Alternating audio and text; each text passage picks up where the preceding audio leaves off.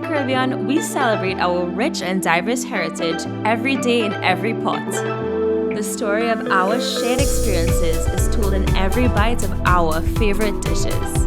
Join us as we explore Caribbean cuisine, where every dish is simply local.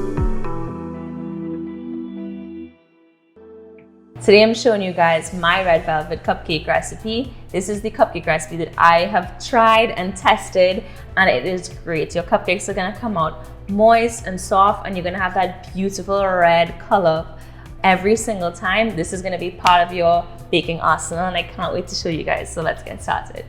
So before we get started, a special thanks to our friends at Cuisine for sponsoring this video. We'll be using Cuisine products as we make these red velvet cupcakes, and Cuisine products are available at Massy stores nationwide.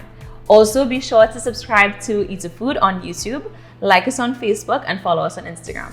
So not only is this recipe super delicious, but it's also extremely easy. It literally is just wet ingredients into dry ingredients, mix, and you're done. So we're going to jump right in.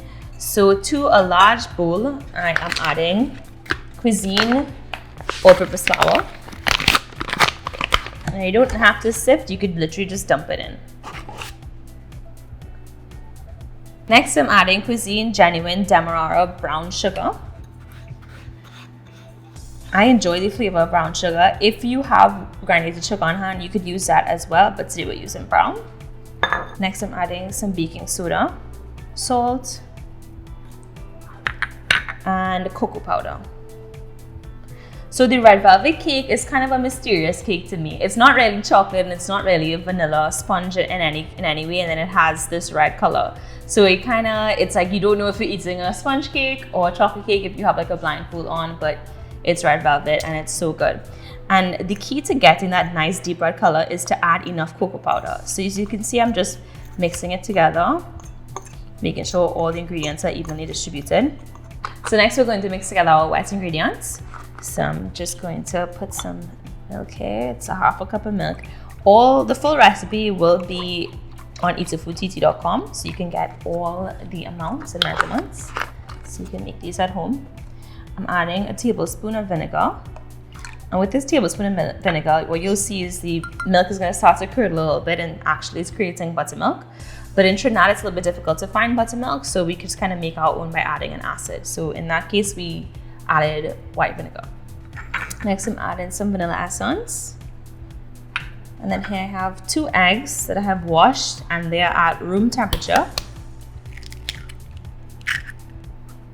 So I'm adding it into a separate bowl.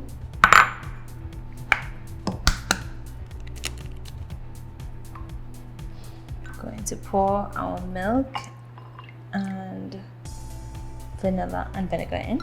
So I'm just going to measure out 3/4 of a cup of Cuisine soybean oil. I'm just going to add this in here and give this a quick mix. Just gonna add a bit of it in.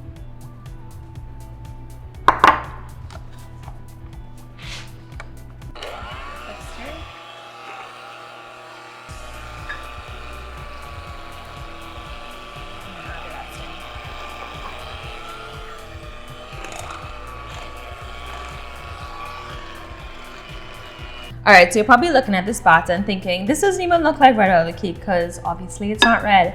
So now I'm going to add our red food coloring, and I'm just going to add it gradually and kind of mix it in.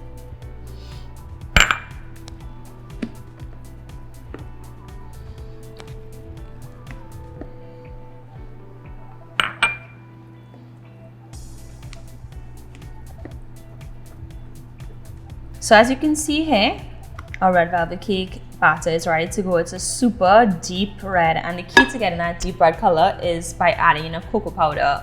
The cocoa powder not only adds to the flavor and gives it a nice richness, but it really makes that red almost like a burgundy kind of color, and then it bakes really well. If you don't put enough cocoa powder, your cupcakes will become pink actually.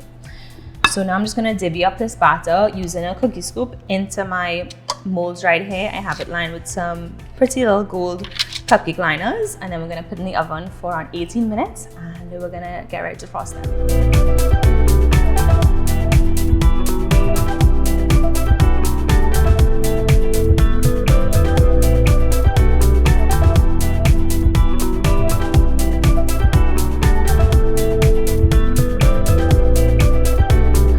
So our cupcakes are out of the oven. They look super delicious. They're very spongy and soft. But I put a toothpick inside and it came out clean, so they're ready to go. And yeah, so it's time to frost, and then it's the best time of the day and the episode. We're gonna try them.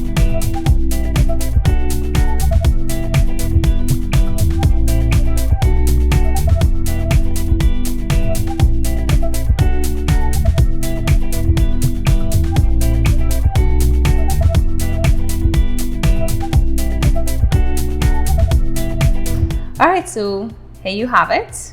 Perfect red velvet cupcake with cream cheese frosting. So I like to use cream cheese frosting as my frosting. It has a nice tang to it and it pairs really well with the richness of the red velvet cake. And to make the cream cheese frosting, I just put some cream cheese and butter together, beat it until it's nice and fluffy, and then I slowly stir in icing sugar. After that, load it into a prepared piping bag, or if you don't have a piping bag, feel free just to spoon the frosting on top and then just do it freestyle. And then on top of my cupcakes, I just added alternating between gold and red sprinkles, you know, just because I want to be a little fancy. So with that being said, it's a moment of truth. I get to show you guys the cross section of this cupcake.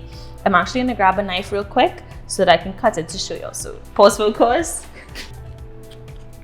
Just want to show you guys just the cross section of this. Super spongy and moist every single time. You know, somebody has to do it, and thank God it's me.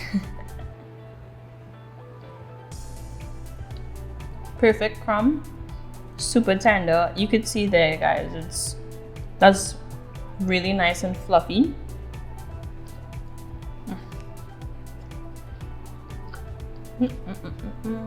All right, you guys, so many Trinis are born in either July, September, or November for some reason. I don't know why. Make them these cupcakes for their birthday. They will have a friend for life.